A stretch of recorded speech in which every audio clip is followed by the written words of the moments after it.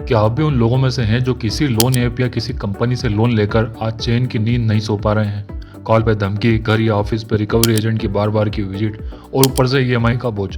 अब ना पैसा है ना सुकून। तो ये वीडियो आपके लिए है। इसमें वो सारी सच्चाइयाँ मिलेंगी जो शायद ही किसी ने आपसे अभी तक साफ साफ कही हो। और हाँ, लास्ट में हम आपको देंगे एक ठोस तरीका जिससे ना आपको लोन का पेमेंट तुरंत करना पड़ेगा, ना हरासमेंट झेलना पड़ेगा। बस वीडियो को आखिर तक देखिए।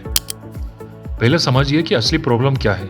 ईएमआई नहीं दे पा रहे हो और कॉल दिन में 10 बार आ रहे हैं, 20 बार आ रहे हैं, 50-100 बार भी आ जाते हैं कभी कभी। तो सुबह से शाम तक फ़ोन की घंटी बज रही है, एक कॉल पे आप बात कर रहे हो, दूसरा वेटिंग में आ रहा है। रिकवरी एजेंट अलग अलग नंबर से कॉल करते हैं। बोलने का तरीका ऐसा होता है जैसे आप कोई क्रिमिनल हो, आपसे इस तरीके से वो बात करते हैं। रिकवरी एजेंट घर पर आ जाता है बिना बताए, कभी कभी गली मोहल्ले में या पड़ोसियों के सामने बेइज्जत करने लगता है। ऑफिस में कॉल्स आने लग जाते हैं, रिकवरी एजेंट की विजिट हो जाती है। तो इससे प्रोफेशनल लाइफ भी ख़राब होती है, आपकी इमेज ख़राब होने लगती है। ऑफिस वालों को शक होता है आप पर कि ये बंदा क्या है, डिफ़ॉल्टर है, क्या किया है इसने। बॉस की डांट सुननी अलग पड़ती है, वो अलग प्रॉब्लम है। और फैमिली को कॉल आ जाता है कि आपका बेटा लोन नहीं चुका रहा है, आपका भाई लोन नहीं चुका रहा है। बीवी माँ बाप को कॉल कर रहा है और बोलते हैं कि आपके बेटे ने लोन बकाया है, उसका लोन अभी तक चुकाया नहीं है, कब डालेगा पेमेंट, कब करेगा आपका ईएमआई का पेमेंट। और घर वालों का ब्लड प्रेशर बढ़ जाता है, आप घर में भी शांति से नहीं रह पाते। गंदे मैसेज करना, व्हाट्सएप पर धमकी भेजना, सोशल मीडिया पर ब्लैकमेल करने की कोशिश भी करते हैं कभी कभी। कहते हैं पुलिस केस कर देंगे, कोर्ट भेज देंगे। ये सारी धमकियाँ आपको दी जाती है। सीबीआई, पुलिस, कोर्ट, धमकियाँ, लेकिन कोई नोटिस नहीं आता है। कहते हैं कि कल तक नहीं चुका है तो वारंट निकल जाएगा, लेकिन कुछ नहीं होता है इससे। कोई वारंट नोटिस नहीं आता है, ना कोई वकील आता है। आप इनकी बातों में ना आए। अब आप ही बताइए कि ऐसे माहौल में कोई कैसे ज़िंदगी जी सकता है। आप बीमार हो सकते हो, जॉब छूट गई हो, बिजनेस बंद हो गया हो, पेमेंट नहीं कर पा रहे हैं, क्या कर सकते हैं? आपकी भी गलती नहीं है। मेडिकल इमरजेंसी हो सकती है। रिकवरी एजेंट को लेकिन एक ही चीज़ दिखती है, उसका पैसा। वो भी उसका पैसा नहीं है, वो है कंपनी का या बैंक का पैसा। लेकिन वो ऐसे मांगने आता है जैसे उसका पर्सनल आपने पैसा ले रखा हो। अब सवाल ये है कि क्या इन सबका कोई हल है? क्या वाकई आप ऐसे हालत से निकल सकते हैं? बिना पैसा चुकाए भी चैन से जी सकते हैं क्या आप? तो जवाब है हाँ, बिल्कुल निकल सकते हैं। बस आपको सही तरीका पता होना चाहिए, और यही तरीका हम अब आपको बताने जा रहे हैं। ठीक है, पहले तो खुद को समझाइए, डरिए मत। ठीक है, सबसे पहली चीज़ है डरिए मत। आपको डरना नहीं है। आपने कोई अपराध नहीं किया है।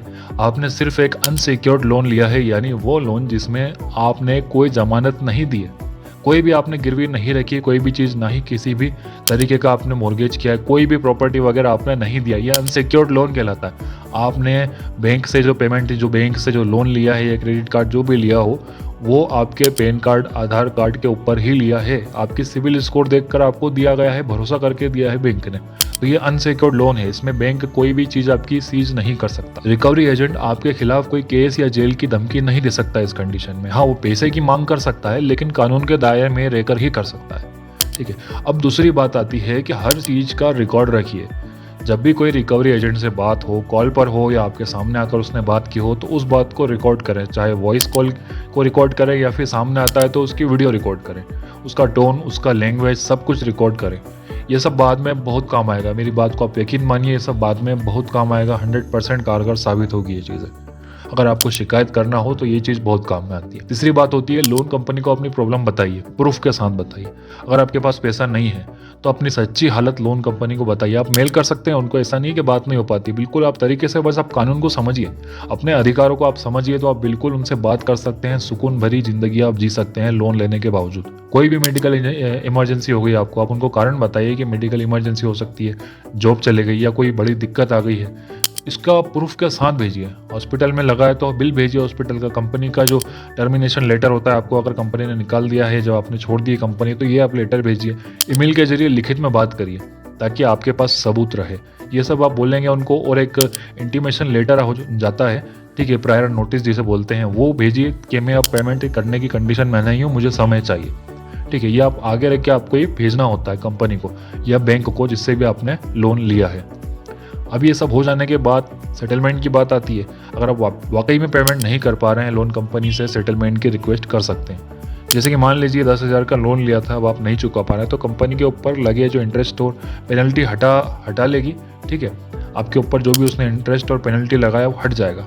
5,000 या 6,000 में मामला निपट सकता है, 2-3 हज़ार में भी निपट सकता है। जितने आप नेगोशिएट करेंगे उतना आपका कम में काम हो सकता है। लेकिन ये बात आप तभी करें जब आपके पास थोड़ा पैसा हो। ठीक है, जब तक आपके पास पैसा नहीं है उनसे सिर्फ टाइम मांगते रहिए, उनको सिर्फ आपको इस तरीके से अपना अधिकार रख कर उनसे आपको बात करना है, ठीक है, ताकि बात खत्म हो सके। लेकिन सेटलमेंट आप बाद में करवा लीजिएगा। अब पॉइंट 5 ये आता है कि अगर हरासमेंट हो रही है आपकी तो आप उसको शिकायत कर सकते हैं लीगल तरीके से। रिकवरी एजेंट अगर गाली दे रहा है, डराने की कोशिश कर रहा है, आप इन जगहों पर शिकायत कर सकते हैं जो आपको बताने वाला हूँ। देखिए आरबीआई की वेबसाइट होती है, उस पर आप कर सकते हैं, या फिर लोकपाल में आप कर सकते हैं, कंज्यूमर फोरम में आप शिकायत कर सकते हैं, लोकल पुलिस में एफआईआर भी कर सकते हैं कि ये बंदा मुझे डरा रहा है, मुझे धमकी दे रहा है, गाली बक रहा है, ठीक है, हरासमेंट मुझ पर हो रहा है, उसके आप थाने में आप शिकायत करवा सकते हैं, ठीक है। ध्यान रखिए कि आप कानून के ऊपर नहीं है, लेकिन रिकवरी एजेंट जो है वो भी कानून के ऊपर नहीं है, ठीक है, वो भी कानून के अंदर ही आता है। अगर आपने यहाँ तक ये वीडियो देख लिया है तो आप वाकई में समस्या से निकलना चाहते हैं तो एक बात याद रखिए, डरने की नहीं, समझदारी से कदम उठाने की ज़रूरत है।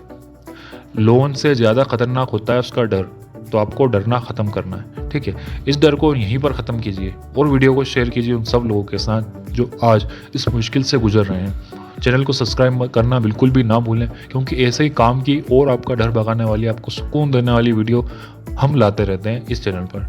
अभी तक आप देख रहे थे मनी बाय चैनल, जहाँ से आपको पैसा और चैन की दोनों की बात होती है।